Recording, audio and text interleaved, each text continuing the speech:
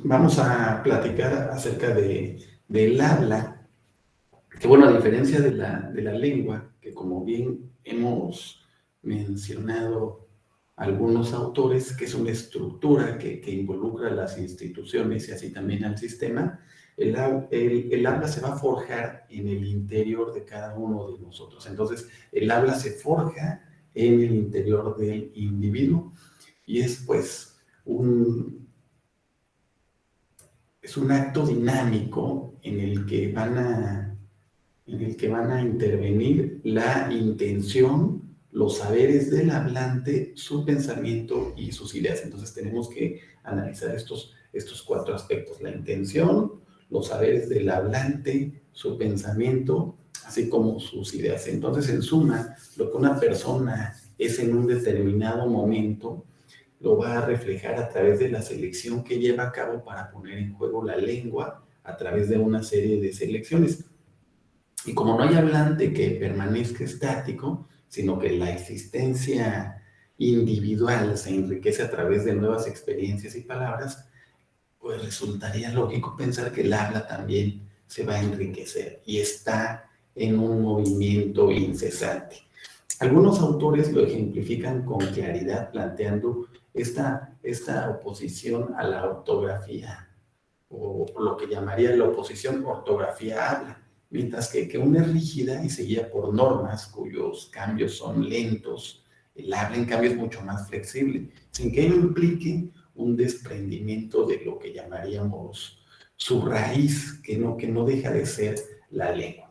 Pues parto a la idea de la ortografía, que no es solo una forma de la presión social que pesa sobre todos los hombres que viven en sociedad. Esto es además una necesidad impuesta por el ojo del lector, que privado de los recursos musicales de la palabra viva, exige que cada palabra se presente como una imagen, como si fuera una idea, y todo el mundo lee o casi todo el mundo escribe, pero nadie escribe de todo como lo habla. Yo puedo expresarme de alguna manera, pero cuando estoy escribiendo no va a ser de la misma. Entonces, esto es parte de lo que nutre al habla, no solo son los componentes corpóreos y esa musicalidad a la que se hace referencia, elementos ambos que enriquecen tanto el mensaje y van a anclar los significados de tal manera que la intención aparece en muchos casos como inconfundible. Un ingrediente de enorme valía en la constitución del habla es precisamente la posibilidad de integrar, por ejemplo, palabras en otras lenguas, giros idiomáticos, figuras retóricas, el doble sentido, ¿no? En fin, toda una amplia gama de recursos que hacen que la evolución del habla marche muchas veces adelante de lo que pueden aceptar y registrar instituciones. Instituciones, por ejemplo, como la Real Academia, que aceptan o no van aceptando este tipo de cuestiones. Se puso muy de moda en tiempos recientes esta cuestión del lenguaje inclusivo, en el cual el todos, el todas, decían el todes. Y a mí me tocó estar con un pariente mío que estaba teniendo una clase en línea y el maestro, ¿no? Hablaba así como de todes y todo lo hablaba con la esta, ¿no? Que era completamente absurdo, pero bueno, este maestro de una escuela pública sentía que estaba de alguna manera innovando, ¿no? Al realizar este tipo de cuestiones. Y bueno, y hablando de este sentido, pues, realmente la Real Academia Española y quienes se encargan de dar estas aceptaciones y registros, pues consideraba absurdo, ¿no? La inclusión del famoso todes. Por lo tanto, pues podríamos mencionar, y muchos de autores, novelistas, escritores, pues también lo tomaban como de risa esta inclusión. Sin embargo, había quienes adoptaron esta como una moda. Lo que vamos a realizar, y les voy a ir pidiendo que si no me la pueden, si no tienen micrófono, me las escriban ahí en el chat. Díganme algunas palabras en otras lenguas que hayan sido transformadas de acuerdo con los usos que le da la sociedad mexicana. Por ejemplo, influenciar, que proviene de la lengua inglesa, o plantear en qué contexto se da este proceso. Entonces, les pido que ustedes me digan 20, bueno, no 20, sino que algunas palabras me las escriban en el chat que ustedes consideren que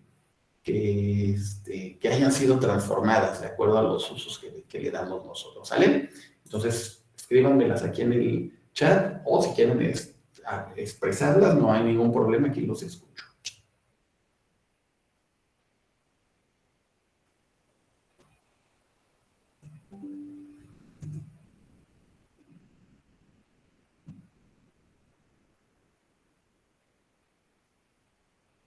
Uno por uno, no me digan, no me escriban todas las palabras al mismo tiempo, porque no puedo leer todo el chat junto, ¿eh?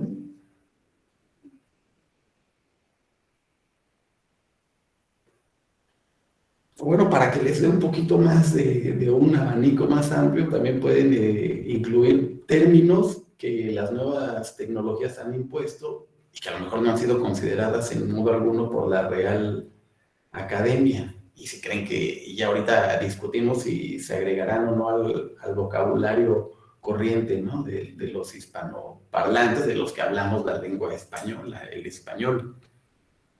De algunos términos que lo decía en la clase anterior, en vez de decir, me envías un mensaje para ponernos de acuerdo, decimos, me mandas un WhatsApp.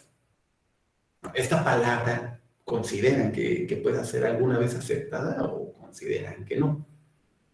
Porque en lugar de decir, me envías un mensaje, decimos, me envías un WhatsApp. Incluso en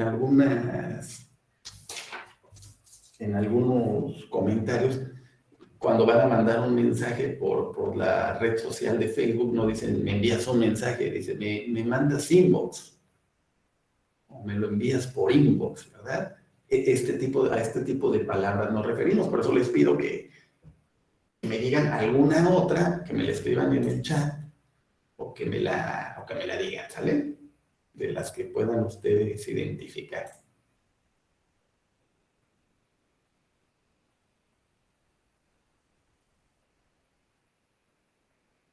Lo estoy esperando, que me las digan. Ya les di algunos ejemplos. Escríbanmelas en el chat, en los mensajes, o díganlas. No, ninguna palabra.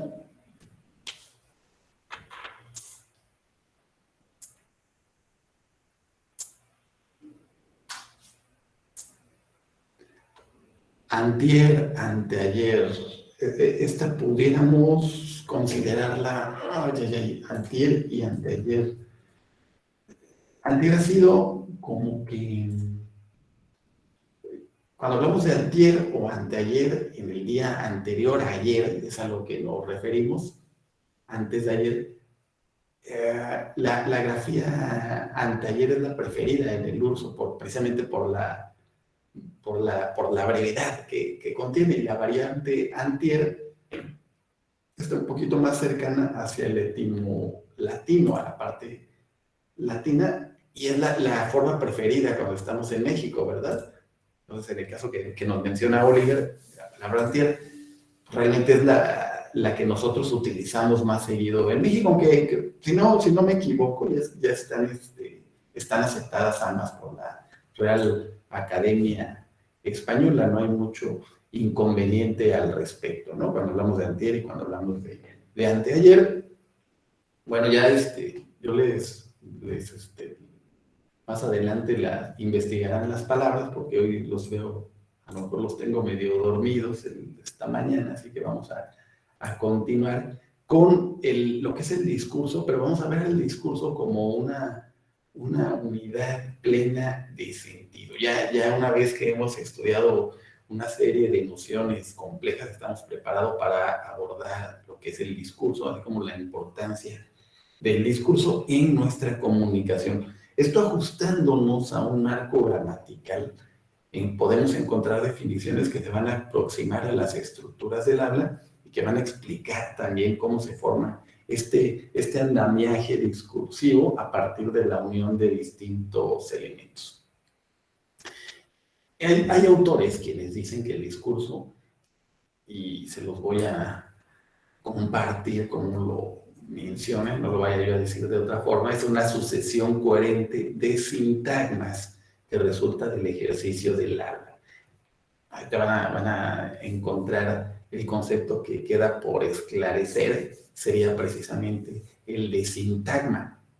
Y realmente lo dice una autora en esta parte estudiosa de estos temas, que sintagma es una cadena lineal horizontal de palabras articuladas. Entonces, los eslabones de esta cadena o de estas cadenas también son susceptibles de análisis.